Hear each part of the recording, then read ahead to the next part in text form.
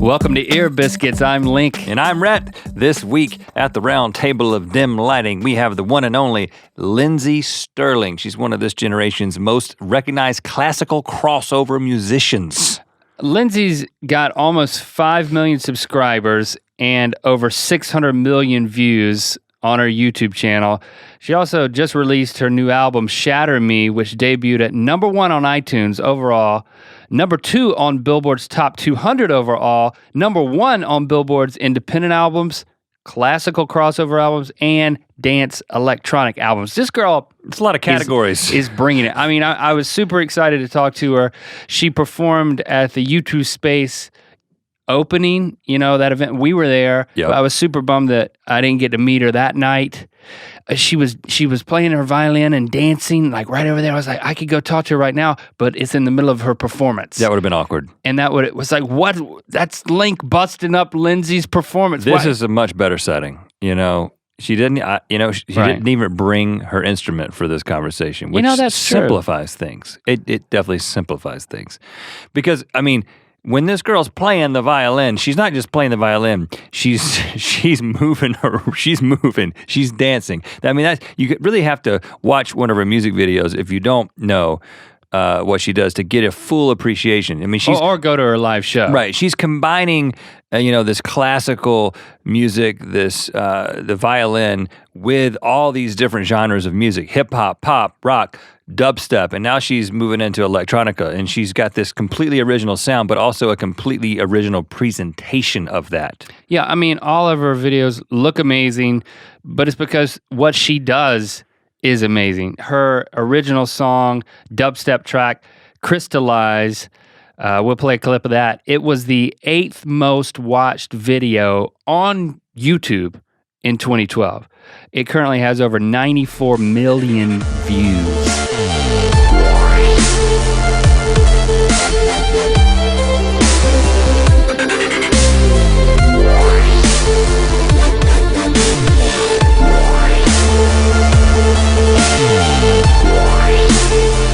And the music video for the title track of her new album, Shatter Me, features Lizzie Hale on vocals. Somebody shine a light.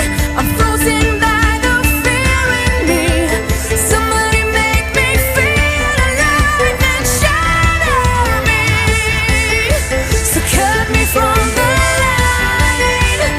Dizzy spinning endlessly. Somebody make me feel alive and shatter me.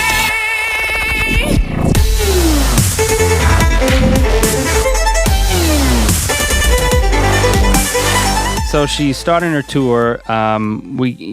She was able to come by at the last second before she hits the road. We're very glad that she was able to spend some time with us so that we could get to know her. We cover a lot of good things in this conversation. Dealing with the harsh rejection that Piers Morgan dealt to her on live television, I was interested to talk about that, as well as the recent critical reviews in the New York Times. Yeah, and we also talk about how her YouTube career got off the ground. At the same time, how a certain other popular YouTuber was a part of that, and also a part of her romantic life. We also talk about the personal ramifications of being included in the I'm a Mormon marketing campaign, and how her struggle with anorexia played a major role in the development of her new album. So yeah, we get to all these things. This is an ear biscuit. Yeah. What would you expect, people? Here it is, our ear biscuit with Lindsey Stirling.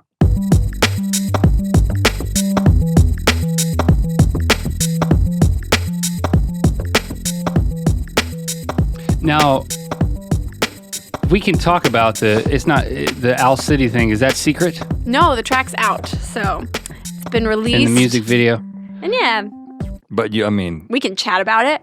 What kind of details can we get? What kind of BTS deets? Ooh. So you came here straight from shooting the Owl City music video. What song is it? What's it called? It's called Beautiful Times. Yep. It's pretty awesome. It's his new single for his EP, and it's really happy-go-lucky and fun feeling, and which is perfect for Lindsey Stirling music. I like it. Well, he usually keeps it dark, so that's like a switching it up, huh? I know. We really went for something new. Yeah, it's very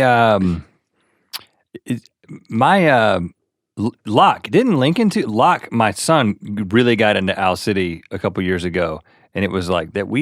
Owl City was just always playing, and you always felt like you were like, we kind of walked in the room, and you're like, okay, I'm ready. I'm ready to do something positive. It's like the soundtrack to antidepressant. Exactly. It's like an antidepressant. I think so. That's what Owl City music is. And it was funny. They had me sitting, like I've never sat through a whole music video, but they had me, I was like, I'm kind of a How'd you do that? dancing violinist. This is difficult. And so, but they wanted me to sit. So I sat there the whole time, and I was, that music makes you want to skip in general. You were at least like kicking your legs out or something, right? Totally. I was tapping my toes, and the feet started to go crazy, and yeah. But you like turn to the director, you're like, you know what I do, right? I know. Well, and then it was funny at the very end, they were like, okay, now we want you to stand up. And they asked me, like, can you walk and play at the same time? And I was just like, do you know what I do? I like to dance and jump. Can you walk and play? Walk? Really? That's probably never been asked before of I was you. slightly offended, but. Like, I can do a little bit more than that, too. I know this may be a crazy request, but can you walk and play? Yeah. Yeah, it was like, that's how he said it. I thought that was kind of humorous. So you shot that here in Burbank. Mm-hmm. So you didn't have to go to New Zealand or Africa or any other exotic ice field location. Now for this one, we actually shot it. It looks like I'm sitting in clouds, so it's even better than going to New Zealand. It's like I'm up in the heaven. Yeah, I'm kind of like in heaven. Okay. Wow. Have you thought about doing just kind of hitting me now as you talk about having to sit during the video? This could be, we're always trying to come up with different ideas for us to do, like new. But you got something on your face right there. You want to get it off your for me? left eye? Like it's, there it is. Kind of distracting you? Yeah, I'm sure it's, Lindsay, did you see it? And you didn't want to say anything? You never want to say, it's like the booger in someone's nose. But what was it? It's an eye booger? No, it's not. I think it was a cheek booger. That's all I noticed. Maybe it was an eye booger that traveled. Cheek boogers. Wow. It's a migrating eye booger. All right. Well, I wish I could show you a visual right now. Everyone's going to be jealous. Were you looking at it? Actually, I wasn't. Okay, that's good. Well, maybe she was blocked by that part of the microphone. The mic stand. is kind of blocked. But what were you saying? Was the fact that we envision ourselves as guys who might one day have like a workout system, like a workout DVD. We've guys? experimented with two guys, two weights. This is two guys each grasping a weight. It's kind of a long story. I don't think any of these things are going to pan out, but I can definitely see like a whole workout series for people in the orchestra. You know what? I've thought about doing it more of a parody idea for like my second channel. How fun that would be to do like because violinist, I was, a classically trained violinist in orchestras for years, and we get kind of a bad rap of being out of shape. And so I was like, I should do, like, I had thought a lot of sitting in aluminum chairs. Right.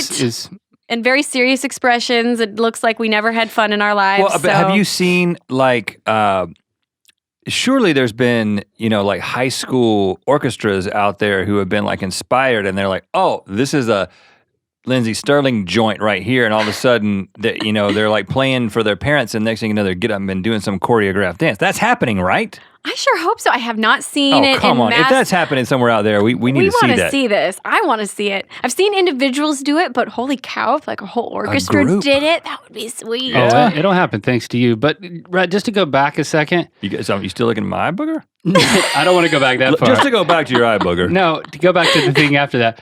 You were suggesting that Lindsay start a workout DVD. That's just short of asking her, hey, Lindsay, have you ever thought about playing kids' birthday parties? Like, no.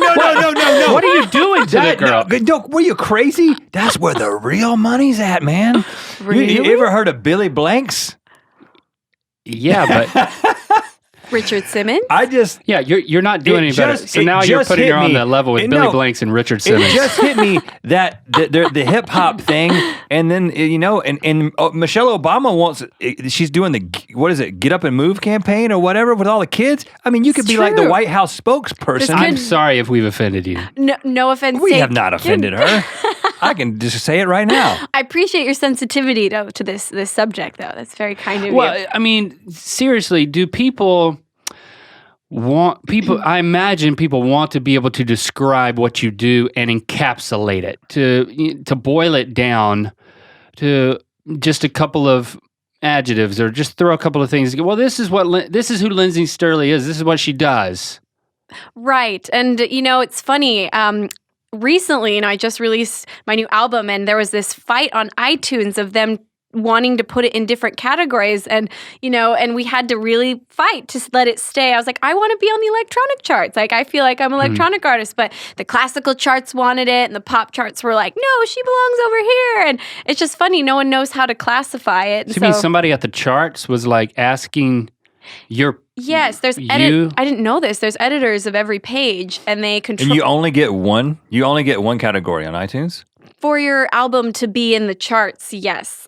On Billboard, you can have two, classical and dance. But on iTunes, there's only one place where it gets to sit. And you chose electronica. Yeah, I was like, I feel like I'm an electronic artist. I can hang with these guys. And then straight to number one. Yes. Oh my gosh. Of course. Yeah. And so it was really a question of you were going to get number one anyway. You might as well. Yeah, let me pick my chart. Let me be where I want to be. But then Billboard gave you went to the top of Billboard both. Yes. In both the classical So that was easy for you. And you guys handle it. I'll go to the top of all of them. Well, I didn't know that was going to happen. It was nice. It was a nice, you always keep your fingers crossed and hope for the best, but it was a nice, oh my gosh. I think I seriously stared at the iTunes page for about a solid hour after the record release, just refreshing the page and being like, it's still there. Oh my gosh, it's still number one. And so, I was like a little kid in a candy store. I was so excited about it. Now, are you resistant to it being classified as either classical or pop alone? I know, because it's not either one of those things alone. And then because you incorporate so much electronic music into your stuff, are you like, okay, well, if I classify it as electronica, then I've got, it's like a happy medium. Why not alternative or? It could go in so many different spaces. I like to think of myself as an electronic artist because that's kind of why I started doing the art form that I do, is because I got sick of being a classical violinist. I got burnt out, and I just was like, I'm so tired of playing music that's been played for hundreds of years, from Mozart to now. And what venues were you playing that classical music? Just in orchestras. I played in orchestras in high school. I played in the college orchestra at Brigham Young University, and and I would do little solo gigs every now and then at weddings. But I was like, I want to entertain. I don't want to just impress. And I thought, well, what kind of music do I like? And I love EDM. I love dubstep, and I was really getting into Skrillex. And so that's why I want to be classified as an electronic artist. It's obvious that there's classical music involved. There's a violin, so that's not going to surprise anybody. But, the electronic side of it is something new for the violin. And so that's why I like to sit there. And sometimes you actually play the electric violin anyway, right? I do. Mm-hmm. So, but that's not on every track, right? No. Most of the time I actually play an acoustic traditional violin because I just like the sound of it better. But either way, there's so much, electronic music in there that just this is my category. Yeah, that's my self-chosen category. And I didn't necessarily want to bring this up this soon, but since we're there, when you talk about pop and classical, you've got, what was that, the New York Times piece? Yes, I had my first basher article written on me in a small paper, the New York Times. Yes. And the way that they set it up was a pop expert or whatever, and a classical music expert. Critic, two critics. Mm-hmm, right. And doing what critics do, being critical. Right. And, we're reading this before you come over, and Rhett's reading, he's like, oh. And I'm like, what? And he's like, well, I'm reading this article. So then I read it, and it's, they're being very critical. I mean, this just Right. came out. Yeah, I think 2 days ago or something. Is when you read it, I assume you've read it. I did read I mean, it. I'm like, no, this is news Only to me. once. how would you describe it?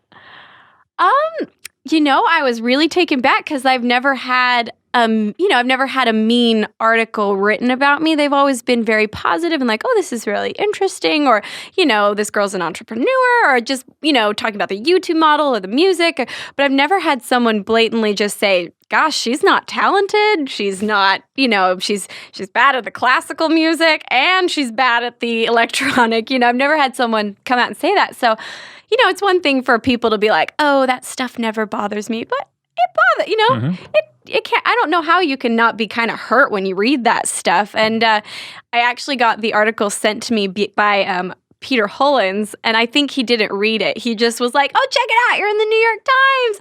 And then immediately he sent a link, and then immediately he sent a follow-up text of like, "Oh, I just they don't know what they're talking about." So I'm like, "Oh, he obviously didn't read this before he sent it."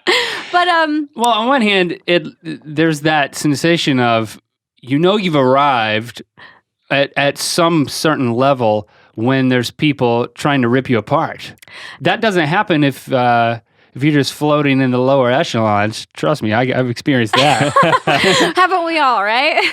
No, it's true. That's what my managers and my band, they were like, don't listen to it. Yeah, like if you don't have haters, it's you're not doing something right. So that's very true. And at the end of the day, it's kind of rethinking about it. It's like, when you're making the old school guys scratch their heads and say, I don't get how this is working. It's kind of a cool, I think that's what we YouTubers have been doing, is making the old school program and system just say, I don't get it. I got to figure out because I don't get it. And so, well, that was the interesting thing about it. It was both of them, the pop guy and the classical guy, were asking the question, why? Yeah. And I think that says it all.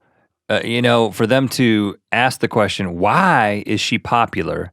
Just therein lies they've exposed themselves. They are disconnected from what's actually happening in the place where, you're experiencing this incredible success, which is just, it's a different thing. Right. And well-deserved. I would say in addition to that, they're both you talk about that, people trying to encapsulate you or put you in a box. Right. That, okay, they try to put, one guy speaks from the pop box and someone else from the classical box. Well, there's all these fights happening over the iTunes charts wanting to know where to put you to. Right. So to me, it seems like an asset that people can't box you in that way. I mean, is that something that was calculated or just a byproduct of you expressing yourself? I've always it's kind of been a theme, I think, of my life, is I always hated it when people were categorized. I didn't think categories were meant for people. If you want to be a dancer, who says you have to be shaped perfectly like this? Or if you want to be a model, like not all people are the same look. I don't understand why everybody feels that people have to be categorized. And so in my music, I just wanted to throw all these things together that I loved without thinking about what it's supposed to be or what it's always been or what does go together. Dancing and violin, that does not go together. But I love both. I love kind of quirky fashion. I love making videos. And I thought, what can I possibly do with my life that involves all my favorite things, like regardless of the rules? And this is kind of what happened. And you say you've never had anyone be that mean to you, but that's not really true. I mean, you've got Oh, that's true. you've got the Piers Morgan thing on America's Got Talent, which I would love to get to that kind of in context. If we could go back and kind of hear more of your story from the beginning, I'd love to hear where you came from and the start of it all. And I'm talking infancy. Oh my goodness. So the start of it all, I started playing when I was a little kid. I begged my parents for lessons. Where is this? This is actually in California.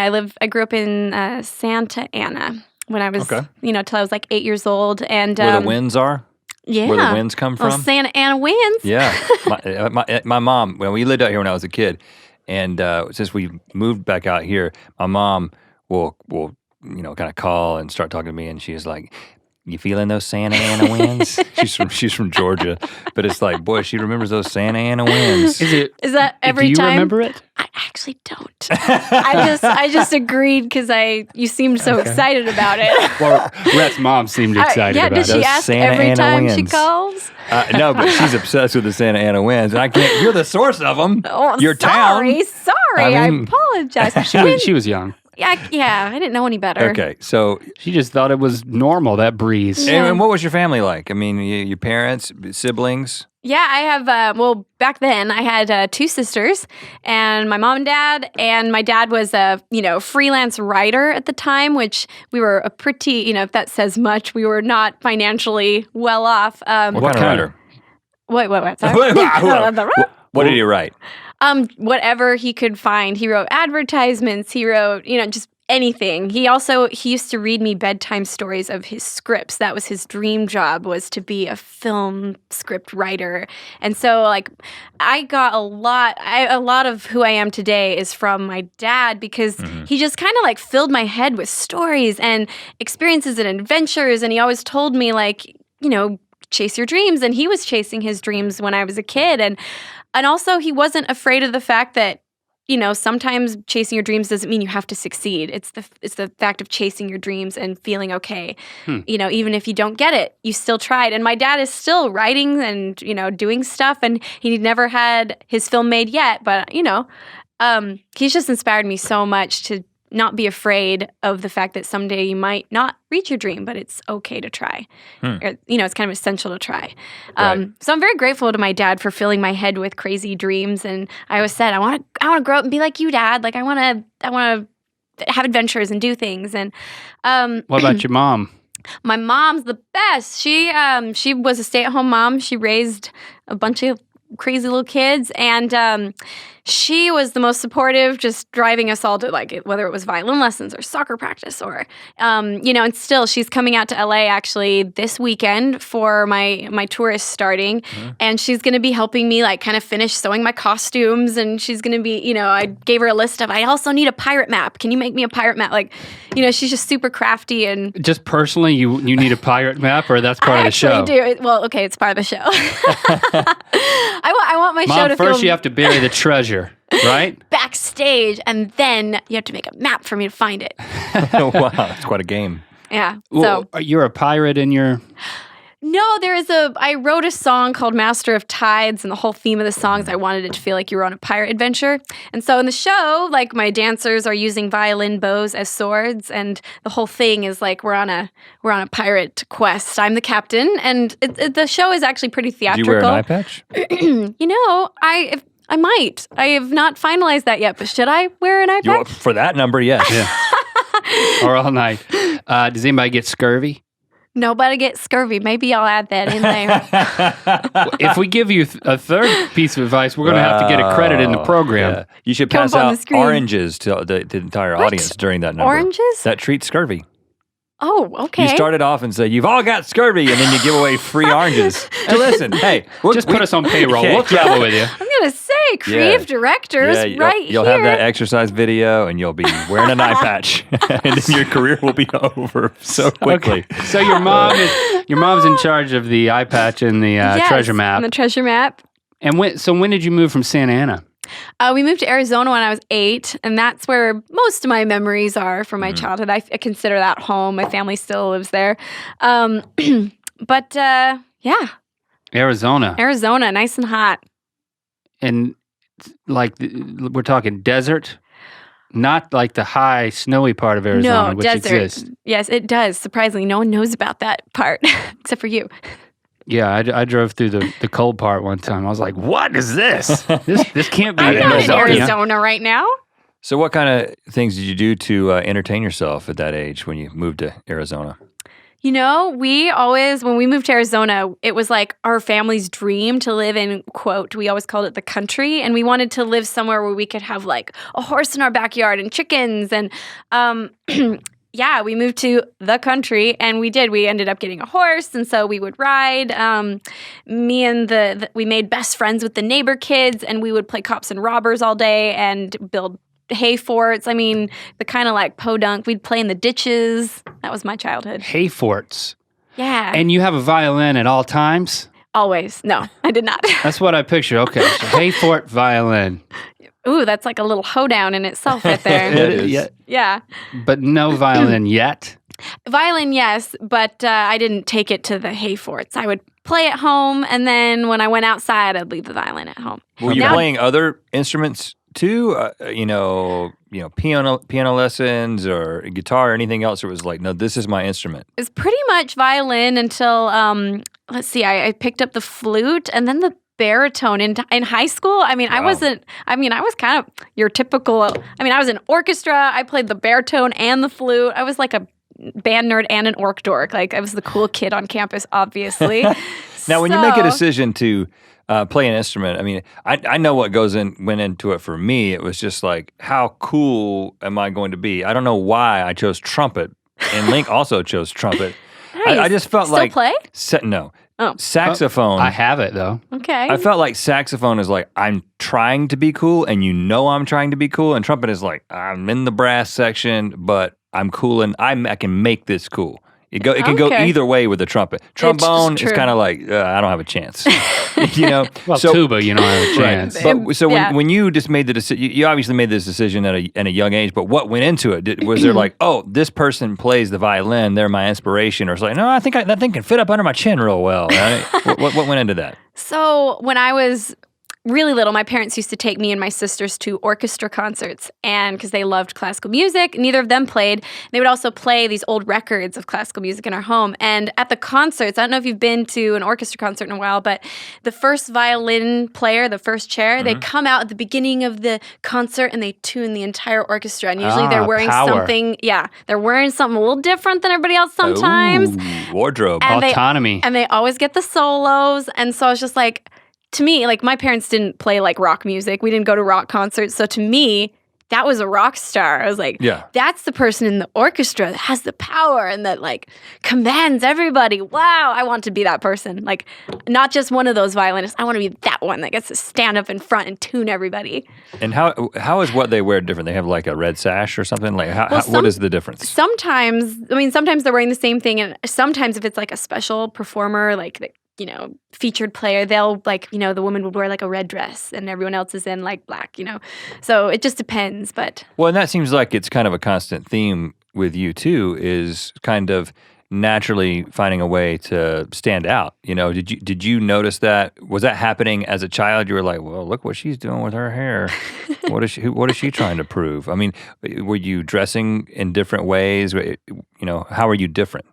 As a kid, I kind of joke that even as a little kid, I had a slight like center stage syndrome. Like, I think I was probably a pretty annoying child just because I always wanted to like, da-da, look at me. And I remember like, one of my first days ever going to school, it was in first grade. I wore a wig to school and like this button-up Chinese kimono with gloves. Like, and my mom let me go to school like this. She, You went in costume. I went in a full-out like dress-up costume, sparkly red shoes, like a wig, and I'm like, what was my mom thinking? Like, I came out ready to go to school, and she's just like, all right, And what were you thinking? Like, what did you think were you going to accomplish? That's the thing. I can't remember. I remember doing it. I remember walking into the classroom. Like, I think it's the reaction. I just knew that everyone would laugh, and that made me really excited. And luckily, kids were really nice in Santa Ana, California. Yeah, those winds keep you nice. And they did. Somehow, I'm like, man, I can't believe people didn't make fun of me. Maybe they did, and I was just so like unaware that I was like, are you kidding me? My wig is I've awesome. never heard of anybody wearing a wig the first day of first grade. Yeah, I don't know, but That's a first for me. so yeah, that's the kind of child I was. I get it. Not much has changed, so Well, but you don't do the wig thing. So. yeah, I've left that out. I mean, for the record, it's not a wig, right? I was gonna say, how do you know? No, this is my real hair. Okay. For the record. So you got your parents to buy you a violin. I did. I convinced them, and I know it was it was a financial sacrifice. It was not easy for them to get me a violin and to pay for lessons. But I think that's why I worked hard as a kid, was because they let me know that, hey, if you don't practice, like that's when the lessons stop and that's when the violin goes away. And so I knew that if I want to keep doing this, I got to practice. Right. So at this time, as you're kind of developing the skill, getting better, beginning to experiment with other instruments, what were you thinking in terms of, were you the kind of kid that had life goals, things that you wanted to accomplish, a career in mind, that kind of thing? Yeah, I actually wanted to be a film director. I was super into making videos, violin. I always wanted to keep it a hobby. And I worked really hard at it, but I was like, this is always going to be my fun. I don't ever want it to become work, and that's why I didn't even study it in college. I still played and was in the orchestras and stuff, but it was like, that's going to be my fun. Mm-hmm. And that's ironically, I think, why it turned into my quote, career, is because I still love it and I never lost that. But yeah, originally I went to BYU to study film. I was in the film program, and and we saw, you put them on your channel, the early videos you made back in high school, right?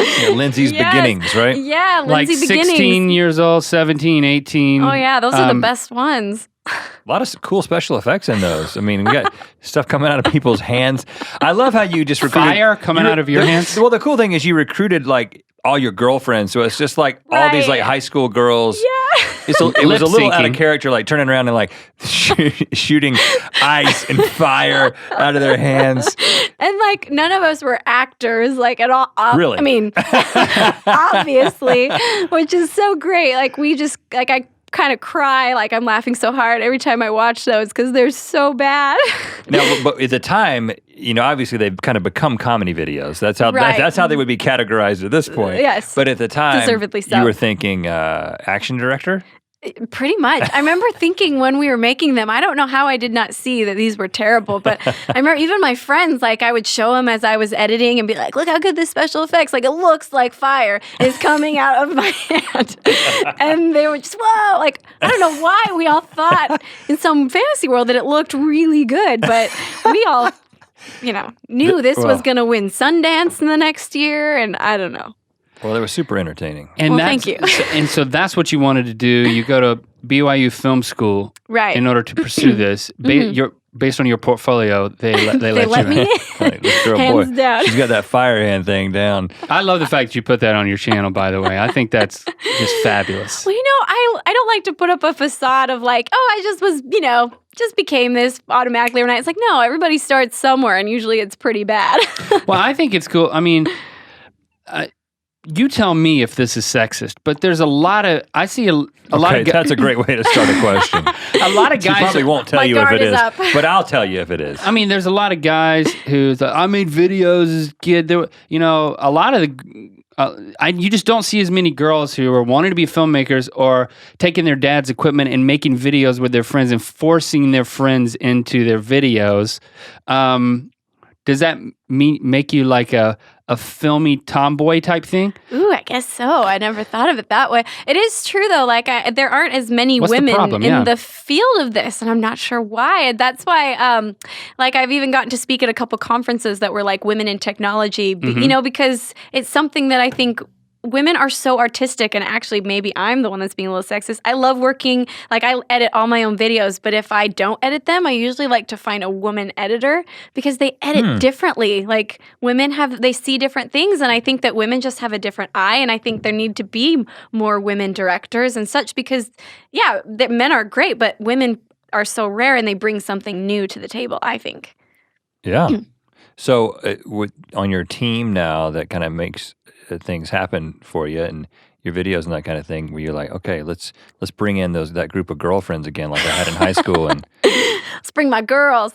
No, actually, I guess most of the people I work with it's a group of all guy directors. I still need. I haven't found any editors in LA that are women, but and probably mostly I still do almost all my own editing just because I'm kind of a nerd, and really. It's one of my favorite parts of the whole process is I love to edit the video. Okay, well, let's go back. So you made the decision to go to Brigham Young. So Yes. were you raised in a Mormon household, or I was, yeah. It's brought up Mormon, and just really, it's made me so happy, and I just fully believe it. And I actually went on a mission when I was 21, and then returned. That's standard. It is. It's the young men are asked to go on missions, and then girls, it's kind of like, if you want to go, you can go too. Okay, so with girls, it's totally up to you. Yeah. Mm-hmm. And so was that an automatic decision? You wanted to do that? Are most girls not deciding to do that? It's becoming more and more common. It used to be a lot less common, but over the last couple of years, more and more women have started to go. And for me, I don't know if you've ever experienced this, where all of a sudden you feel very called to do something, and you just suddenly, something you never thought you would do, but all of a sudden, like, that's how I felt. I was just like, I never planned on doing this. I never wanted to go on a mission, but I just suddenly felt so called to it. And, it felt right. And I knew it was something I was supposed to do. And it was kind of, ironically, almost the same thing with music. I got off my mission and returned back to BYU, and I'd be sitting in classes, and all of a sudden, all I could think about was music. And it was like, music then became my like calling, and all of a sudden I've never been so driven about anything. And it was any moment of spare time, I was playing with a band here, or writing over here, or doing an open mic night, just finding any opportunity I could to play. But your mission was in New York City, right? It was, And so that's a year? It's a year and a half. Year and a half. Yeah, so it's a big chunk of time. And as a missionary, you just are teaching people that want to know more about, the gospel of Jesus Christ, or Mormonism, or And they pair you Mormon. up, but you're paired with different people. Like when we talked with Shay in here, we really picked his brain about. Oh, yeah? Because he traveled a lot for his mission, and he had all of these interesting stories about getting mugged and all types of stuff. Oh my gosh, where did he go? he went to an English-speaking? He went to Trinidad and Tobago, right? Yeah, and then he went. So I can't remember right now. He went to the only English-speaking country in South America. Yeah, he wanted to speak another he language. went to the only one. In South America, yeah. That's crazy. So, what was a defining moment in your New York City mission experience?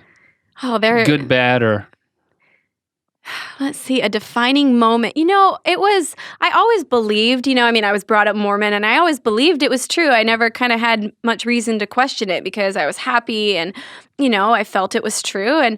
But it was on my mission. A mission's really hard because you do nothing but, you don't watch movies, you don't listen to music, all you're doing for a year and a half is literally service, teaching people, and trying to find people that are searching for truth. And you get a lot of rejection with that. I was spit on, people, people, yell at you on the streets because they don't agree with, just by walking by. They just see your name tag and they're like, oh, I hate you. But, of course, with the bad comes the most amazing. And it was just, and also you can't talk to your family or friends. You don't get to ever talk to them. And so for the entire 18 months. You get to call home on Mother's Day and Christmas. So that's the only time you get to talk to your family, and you get to write a letter once a week.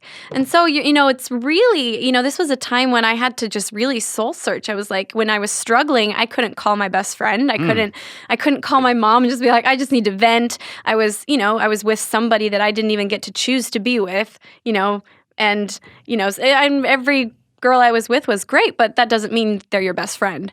And so, just really having to rely on prayer and thinking, I'm out here sacrificing a lot. I'm putting a lot, my life is on hold. And do I really believe this? And when I am struggling, can I actually rely on a God to give me support? And for me, it was those moments, it was those hard times that taught me, yes, I can. And I do know this is true. This is worth sacrificing for, to serve other people. And it was the most selfless time of my life. And even though it was hard, I was so happy, because when you're not thinking about yourself all the time, and you're thinking about other people, it's amazing the freedom and the inner joy it brings you. I don't know. And there will never be another time in my life where I'll be able to 100% think about other people. And so I'm very grateful for that time that I had. And and it also taught me that you really can get along with anybody, or, if both people are willing to make it work, you can make any relationship work.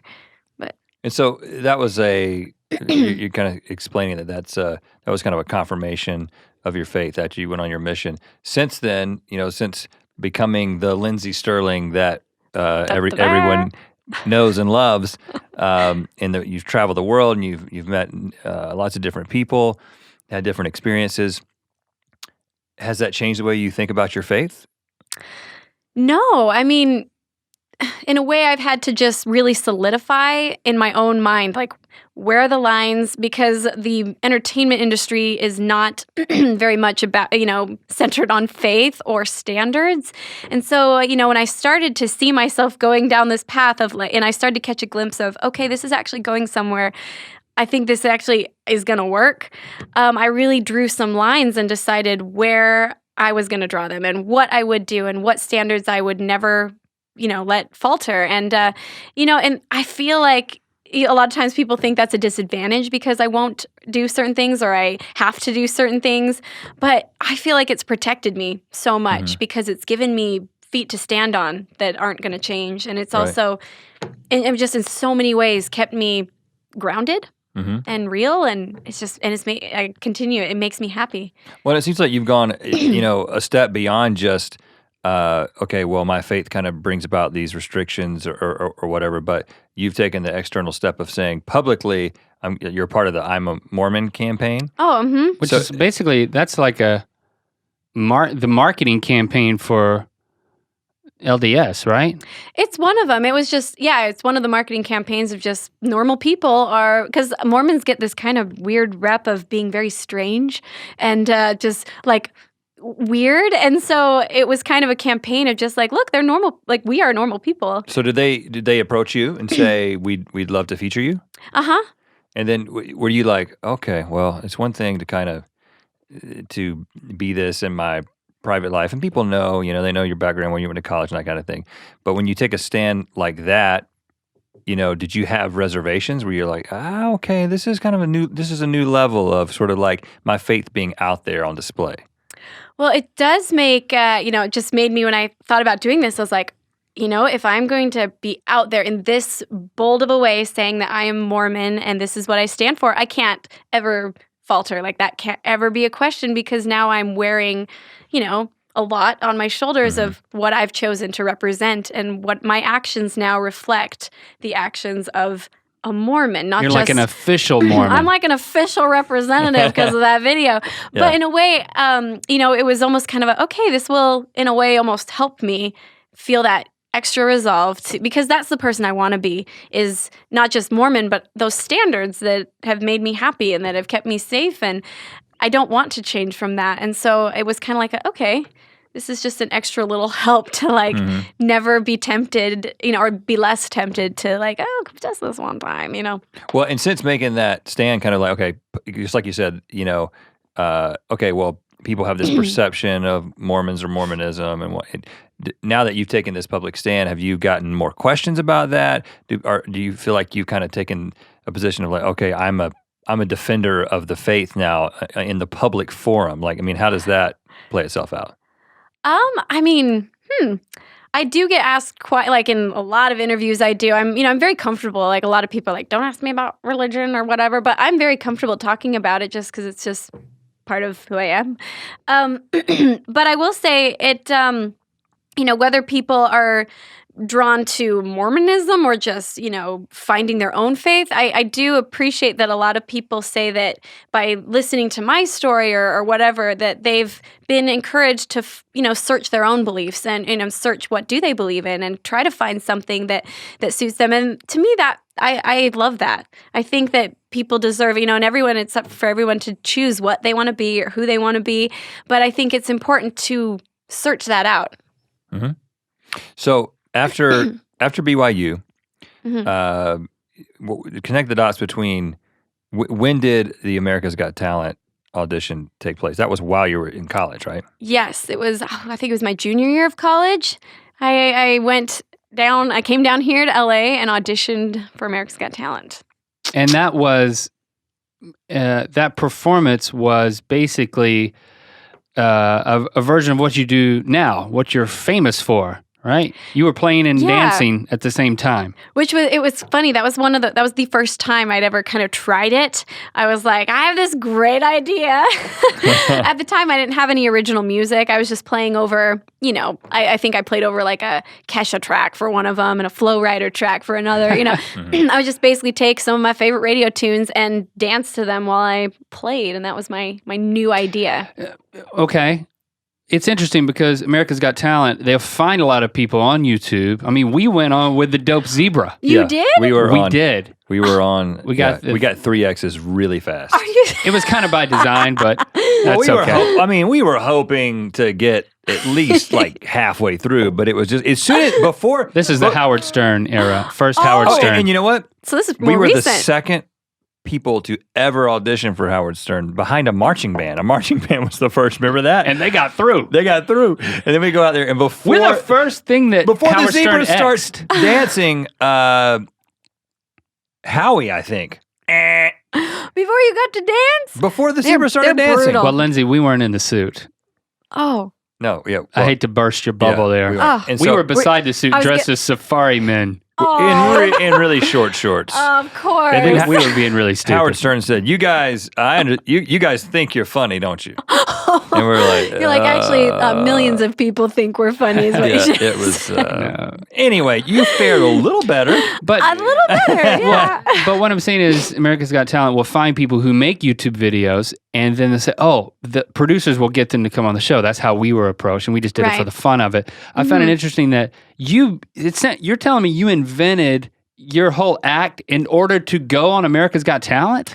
Well, actually, one step backwards. I invented that whole act because I wanted to be on the Ellen DeGeneres show. Oh, And I thought this was how I'm going to get on the show. She loves dancing and she'll think this is so funny. And so I filmed a YouTube video and posted it. It was before I even knew exactly what YouTube was. Okay. I posted it on YouTube, and for the time it went viral. Like what went viral in 2007 is very different from now. yeah. But that was even before my mission. And right after that, I went on a mission. Okay. And then when I got back from my mission was when that video was still just floating around. How many views are we talking about at the time? I think it got like 400,000 views. Yeah. But Ellen didn't call you. Ellen didn't call me. But that, I mean, I but still have not gotten on the show. Someday. Okay, but that'll to happen. but to say that, hey, I'm going to do this to get on Ellen, and you get 400,000 views is pretty amazing. Right. And did you have any dance training, or were you just kind of? I was just kind of jumping Feeling it. around, just feeling it, swinging my hips. No dance training. Really? Well, Yeah, but none. it's funny though because I mean, I'm not saying I'm a dance expert by any I means. think you are. I've seen you in that zebra. So- Yeah, well, I was behind the camera. But I mean, just like it definitely has this feeling of like, oh, she's got some sort of training here with the dancing and the pointing of the leg and it all looks very technical to me. A guy who can like just do the Running Man and a little bit of the Roger Rabbit. Well, if I fooled you, then I feel very proud. Yeah, you're not saying much here, Rhett. But so no training. It was just like you kind of just invented it. Yeah, it just So was, how did you get on America's Got Talent? So anyway, so that video had gone kind of viral, just one video, and then they reached out to me as a result of that one video. Ah, okay. A talent scout found it from there, said, "Hey, you should come out." And I remember thinking at the time, "Oh my gosh, this is my big break," because I had kind of been I had driven to Vegas at this point and like handed out DVDs and gone and auditioned for different variety shows Really? and like with this random violin dancing You thing. were going for I it. was like really going for it, and I was like, "This is my break! Oh my gosh! Like this is my chance!" And so yeah, I went for it, thinking that my life was about to change. Was anybody else doing? I mean, is this concept of dancing and playing the violin in the way that you do it? Is it a totally original idea, or they're like, oh no, back in '74, there was this girl who was a boy. You should have seen her. Yeah, no one's ever done it at all my style. No one's really done electronica type. Well, to the extent that I've done Yeah. it. There's like a group called Barrage, and they kind of like Celtic dance, or they kind of like stomp their feet, and they'll move, but not full on twirling backbends dance, like not dancing. Right. It's very, just more choreographed I thought you were going to say movement. full on twerking. Twerking? You No. said full on twirling. I don't twerk. That's not my thing. I leave You that said to twirl. twirl. Twirling. Not twerk. Twirling. Yeah, right. I'm not a twerk. I don't think it would look pretty if I twerked, but I don't think Well, twerking those looks... I'm a Mormon people will call you call you right up and go, hold on now. We got to talk We about this twerking. So you go out there on stage. Right.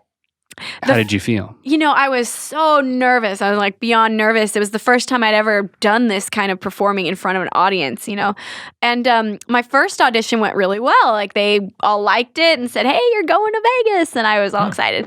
And I made it to Vegas, and Vegas again, super nervous, but I prepared a new routine. And again, you're going through to the live rounds in Hollywood. So far, so good. And that's when I was really like, wow, my life is about to change. I'm going to actually get to have a full-on performance on live TV coming up soon. And so, and then when I made it to that, the next round where it was live, that's when I was beyond nervous. I don't think I've ever felt that nervous before is that moment. But it's kind of funny because after a week, they all these camera crews are constantly filming you and people are interviewing you all the time.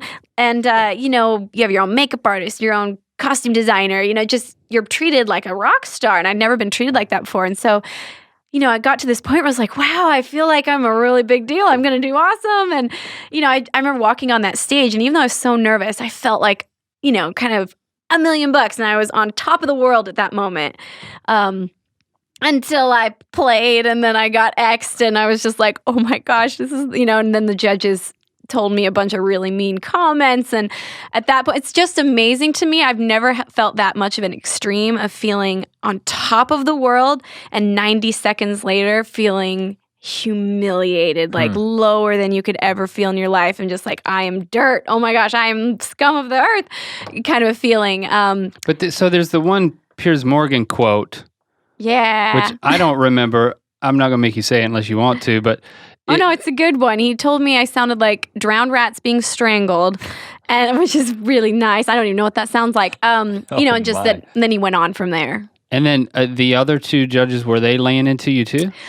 Sharon's super sweet. I think she could tell I was about to cry, so she just was like, you have time, you can get back. Very encouraging, but definitely no you were great. So you were really holding it together. I did. I did not break a tear until I left the stage, and then I might have cried a lot. But was that caught on camera?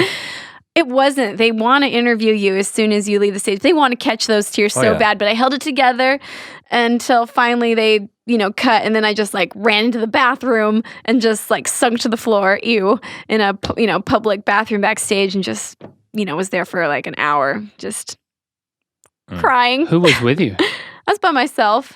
Oh man. I was 18, so they don't allow you to have people back. If you're 16, you can have your mom or, whatever. But if you're over 18, I was 22. So I was over 18, so I couldn't have anybody. Oh man. So I was just by myself. And then what? I mean, were you like, that's it? I'm not doing that anymore. Well, kind of in a way, as I sat in that bathroom, I was like, I'm never going on a stage again. That was humiliating. I'd never put myself out there like that before, and for it to just come crashing down from such a high level so fast, national TV, being told those things, my family's in the audience, I'm just every person I know and I've ever met is watching tonight. They all tuned in to support me, and and my family was so overwhelmingly supportive, and they didn't try to tell me you were great. They just said, we are so proud of you. Regardless what anybody else said, we are proud of you. And it took a while to get over it. It did. And finally I just realized no, I love doing this, and I just started. I don't even know exactly what it is that I'm doing yet. I'm still trying to learn to dance. And I was like, I shouldn't give up. I just have to get better so that I make sure no one ever says that to me again. And it gave me a lot of all of a sudden it switched from fear and terror to a lot of motivation of I want to prove them wrong. I'm gonna turn this around, and I'm gonna show, and I love to be able to tell that story to teenagers and kids. I love to go to high schools and talk about it and show the video. It's super embarrassing. Anybody can see how embarrassing that would be. But then to be but look, you can't let other people tell you who you are. And, it's never like, and at the time I thought, oh, I just blew the biggest moment of my life. I blew it.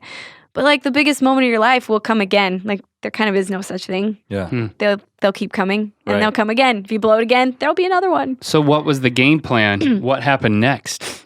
I didn't really know. I kind of continued the more traditional route. I started trying to write I wrote some original tracks and I was like, I'm going to throw these on the good old iTunes and, I'm going to send them to record labels and yeah. And you were still at college at the time. Yeah, I'm still in college. I'm finishing up soon. I wrote this music and I basically took all my savings and poured it into writing this music. And I couldn't get anyone to believe in what I was doing. No record label was like, oh, we see the vision, we get it. Like no one could see it except Devin Supertramp, who contacted me, who's like, hey, I have this YouTube channel and I feature interesting talents on it. We absolutely have always known of his channel. Oh, he's amazing. Cinematic, mind-blowing shots in nature of crazy things happening. People Right. swinging Lots on of stuff. people having a good time. Exactly. Lots of people. I'm just especially always lately. like, these people. Everyone has so much fun. This is Jumping off cliffs, Who swinging knows- off cliffs. Who knows so many beautiful people having such a good time doing amazing things? I mean, it's not a really heli- representative of the world. With a helicopter cam there. Right, yeah. So he contacted like a cold call email type thing? A Facebook message. Facebooked me, and at the Was time he at BYU? he went to BYU. He had since left, but he had enough friends at BYU that like one of them sent them a link to like, hey dude, this girl goes to BYU. Check it out. It's kind of interesting. And so he was like, yeah, that's really interesting. And he could kind of see like a vision that other people couldn't see in it.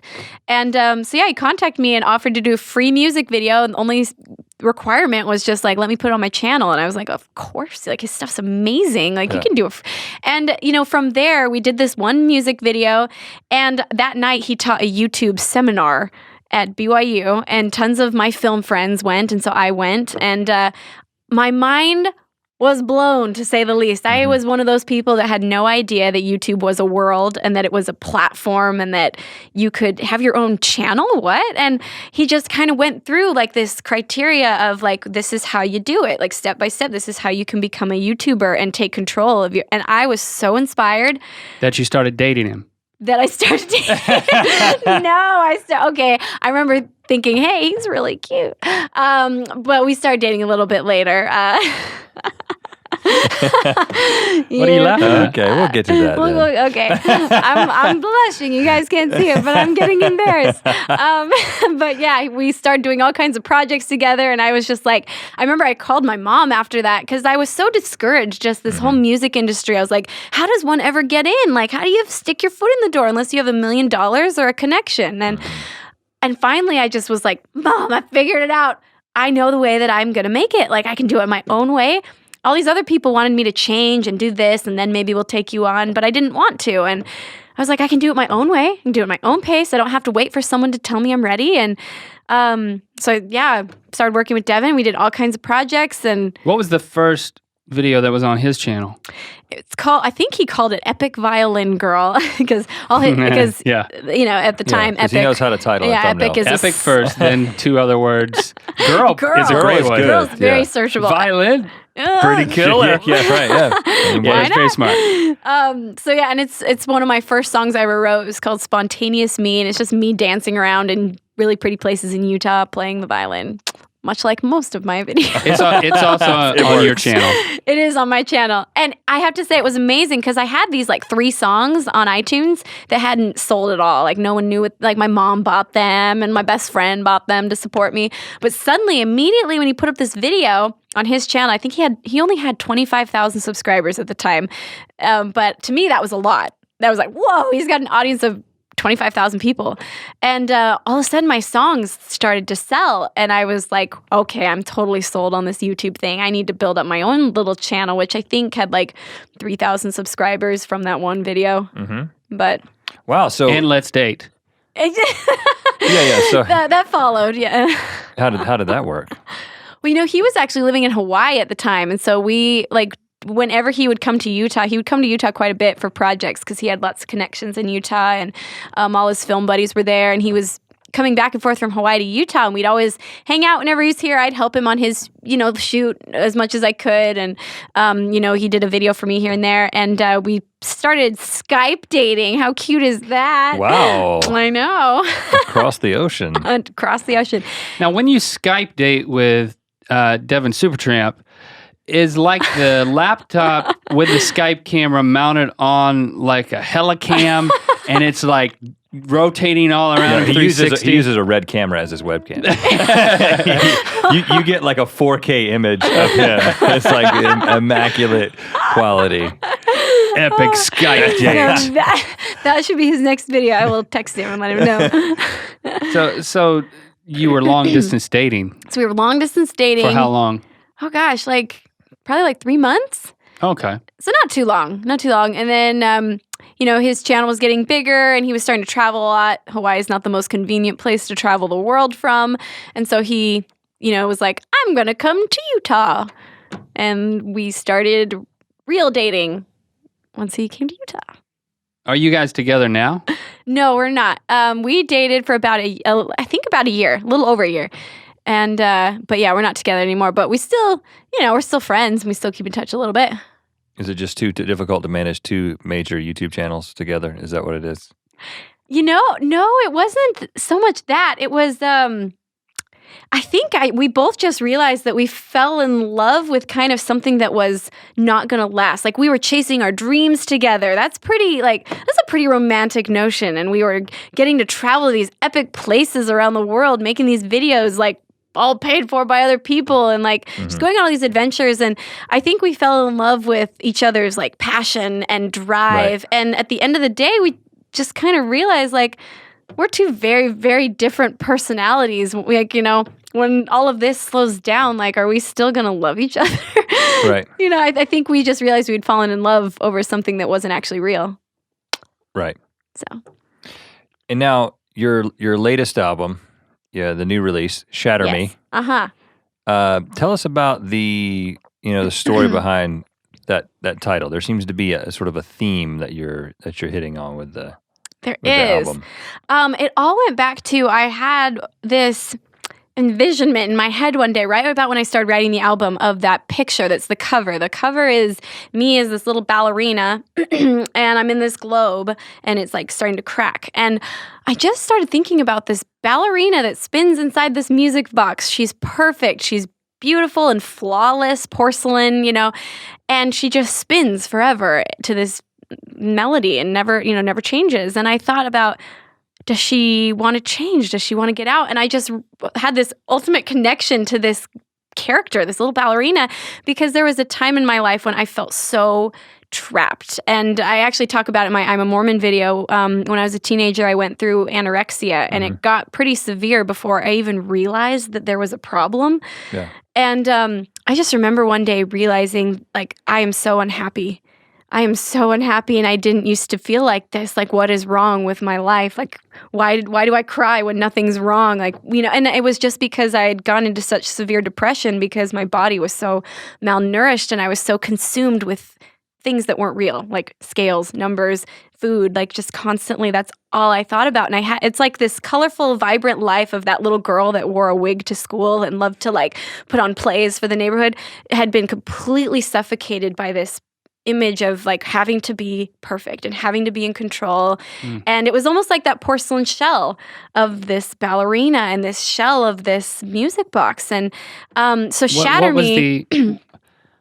Was there a trigger that started that? I mean, you said that one day you kind of realized that you had a problem. And some people, they never realize, they have to be told, or there has to be some sort of intervention that Right. to convince them they have a problem. It sounds like you had that realization yourself. Did other people know that you had a struggle with anorexia? Can you trace it back to, was there a trigger? I had it for a little bit, and my mom had started with saying, a while before this, quite a while before this, Lindsey, I think you look really thin. Like, I think there's something wrong. Oh, no, Mom, I'm just super healthy. I'm busy. I'm in college, or I'm in high school, whatever. I just eat really healthy. And I just kept putting it off. And, she'd also sat me down later on saying, Lindsey, I think you have an eating disorder. No, Mom, like, you're crazy. Like, but one day I just remember it was like everything clicked. I don't even know what the trigger was. I was thinking about how I had just been on a date, and on the date, I couldn't even think about what the guy was saying because I was panicking inside that there was pizza in front of me and that he was expecting me to eat it.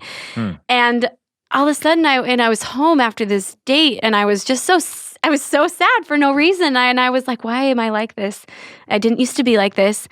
And I just realized my mind was consumed by worrying about stupid things like the fact that there's cheese on this piece of pizza and I have to eat it. So much that I wasn't even able to focus at all on a person that was in front of me. And I realized my sister was, we were roommates, and I realized I don't even talk to her much anymore. Like, just I've cut people out of my life because I am so consumed with worrying about myself and being perfect all the time. And, Do you know why you felt that way? I mean, even the trigger on the front side.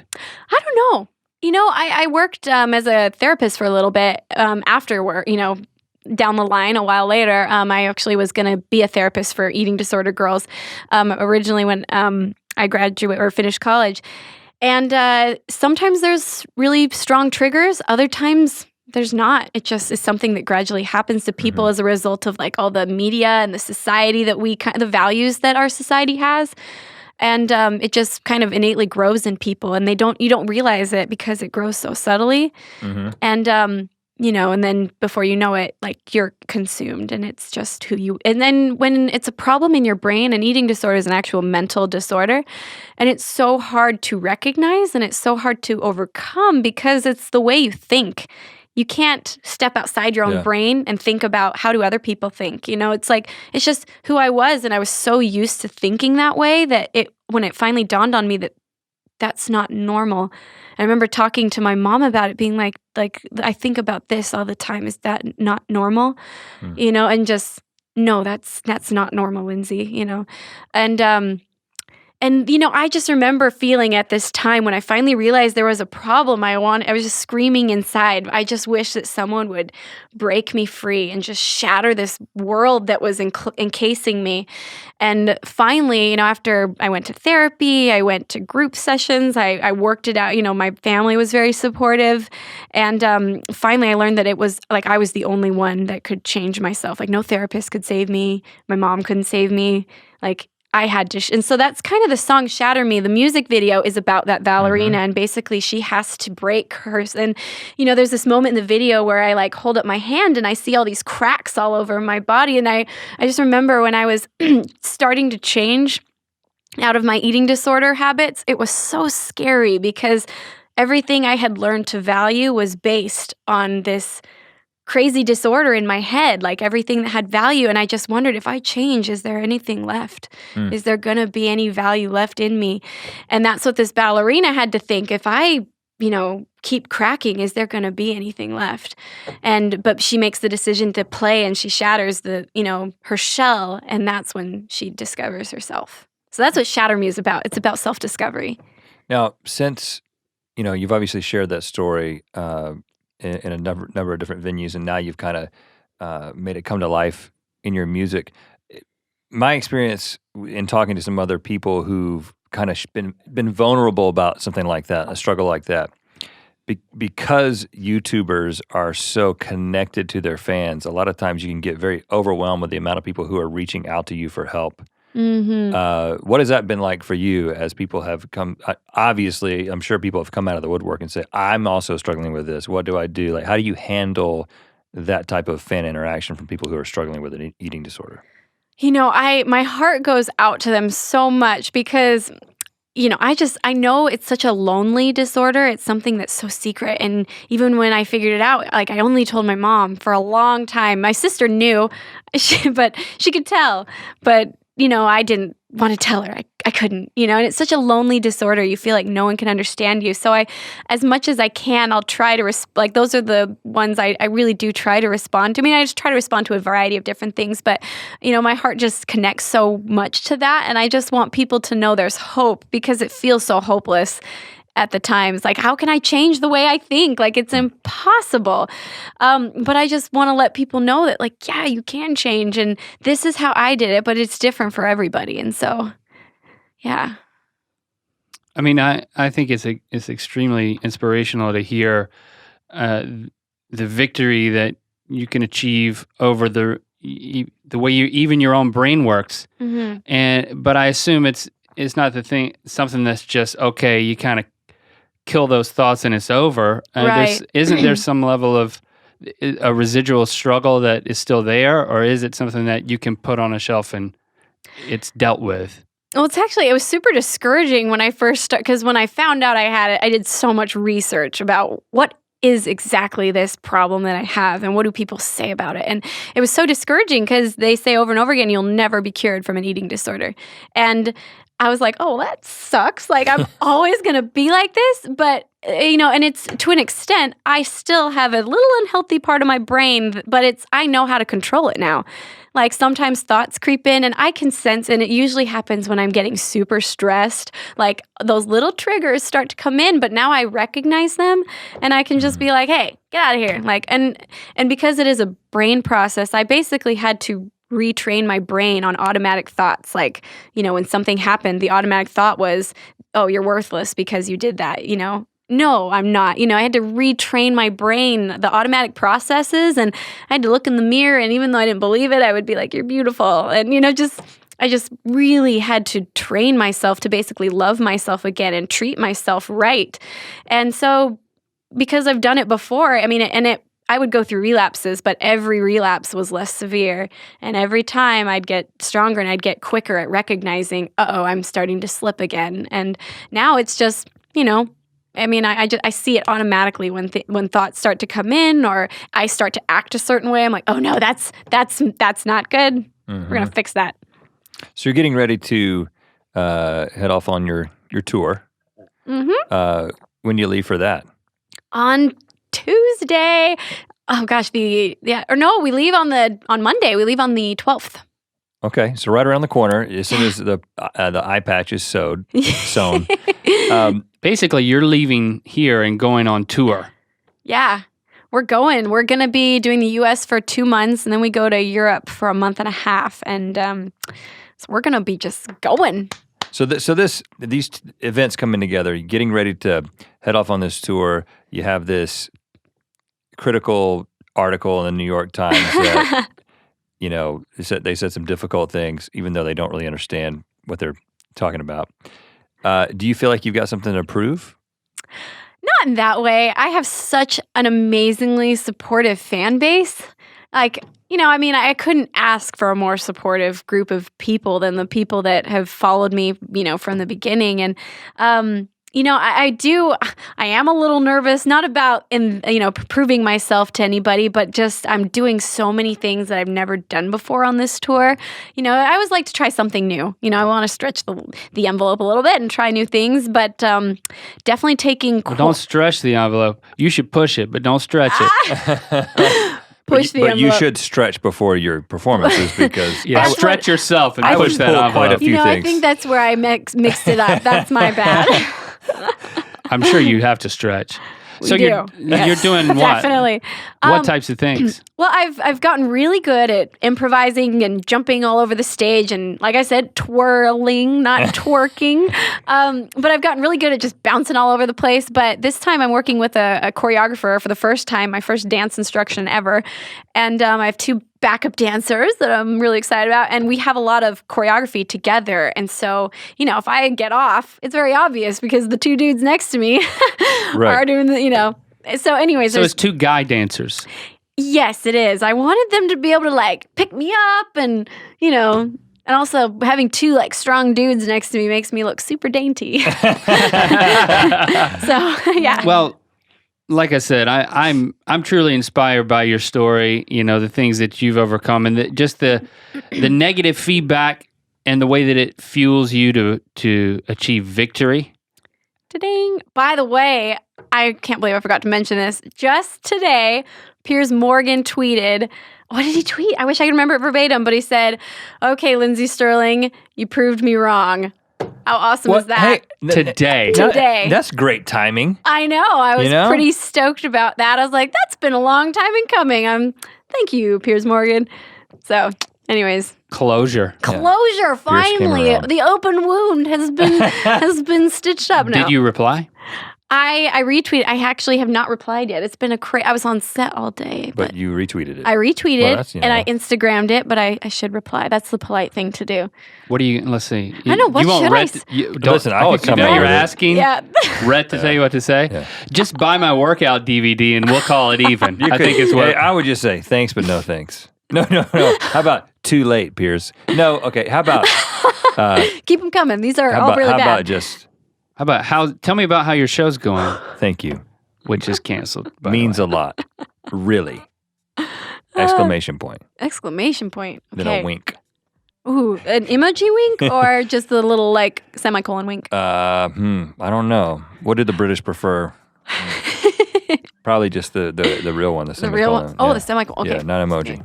Well, listen, this has been a true pleasure. Yes. It's time for you to sign the table. Thanks for coming in. Yes. Awesome. Thanks for having me.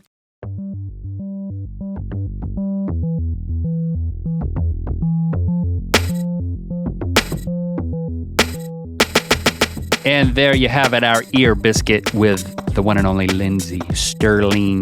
Let Lindsay know what you thought about her ear biscuit. Tweet at her. That's at Lindsey Stirling. That's Lindsay with an E, not an A. And of course, that's at the end of the name, not at the beginning. 'cause Well, there's then it also would be- an I. It would be Landsey or Lindsay. There's one E and there's 3 I's in Lindsey Stirling. Lindsay with an E and Stirling with an I. You know, I mean, you gotta know these things because there's a bunch of different ways to spell that. You could probably spell that It's name. Lindsay with an I and an E, 17 and different Stirling with ways. 2 I's. I know, but well, you know that the Lindsay with an E means Lindsay with an I at the beginning, right? Or is there a Lindsay where you spell it LYNNDSEY? We could have just spelled it out and we'd have been done a few minutes ago. It's LINDSEYSTIRLING. I just spelled it in a way that makes it sound confusing. You know, but you didn't seem too fond of any of my ideas for her. Well, I did, honestly, I thought they were great ideas and I wanted to get a contract in place before you shared them with her. Oh. Because she's going to kill it with that workout DVD. Dude, man, let me tell you right now. I didn't want her to be insulted. 10 I was years- a little concerned. It's not an insult. I mean, I don't think it was. It's Of course, I nothing know like it. asking her if she plays weddings or kids' birthday parties. It's just you're doing this amazing aerobic thing and you're playing music at the same time. You could give all of the people in the class a fake violin. Like they don't have to know how to play the violin. And you know what? That's just one more thing to sell with the DVD. You get the DVD. Of course, I mean they don't do DVDs Buy anymore. the DVD, get a free violin. Get a free The economics of that don't work. Get a free like plastic violin or rubber violin. It's just something you put up there, and you know what it is? It's weighted. The violin is weighted, and there's different ones. You get a whole set of weighted violins. You could sell these things in Target, Walmart. You go in there and you're like, oh, there's that Lindsey Stirling set, 7 violins of different colors, increasing in weight, and you get the DVD with it. Think about that. I've worked my way up to the Lindsey Stirling workout cello. Still under my neck.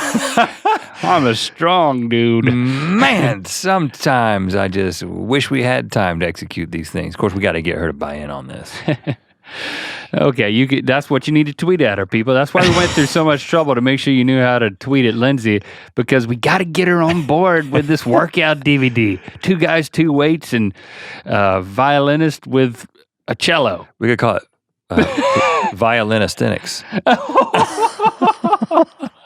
Yes. Violinistinics with Lindsey Stirling. Oh, wow. That's a collab on our channel. All right. We talked to Lindsay afterward about doing a collab on our channel, and I was like, I don't know what we would do, but you know where to find us, and that's our idea. Yeah, that's got to be it. Okay. Please, no one else do it first. There it is, the creative process happening in the post haze of Lindsey Stirling having left the building. Remember if you like ear biscuits and you want to keep having ear biscuits manufactured and put into your ear holes via headphones or however you listen to this, let us know what you think about it on iTunes. You leave a review and you rate the podcast. That helps us a lot. You can also leave a comment on SoundCloud. Yep, do it while you're on iTunes. Download Shatter Me, Lindsey's new album. Yeah, of go course, ahead and do that too. and see her in concert. She's gonna have 2 guys being backup dancers. Yeah, she's gonna have an eye patch. And listen, she's gonna be coming to a city near you. She's going all over the freaking world. She's probably gonna come to a city near you, and you should go see her. But we're gonna be right here. She's giving out free oranges in one of the numbers. No scurvy for you. We're gonna be right here next week. You can count on us to deliver another hot piping biscuit for your ear. Wow. And we will also be hot and piping. Like we'll have pipes, like flutes, like the Pied Piper, and we'll be dancing, and we could be the Pied Pipers, and that could be our. This is in the video? This is in our workout video now. Okay. Weighted pipes. Hot and piping with Rhett Link. All right. Talk to you next week. Yep.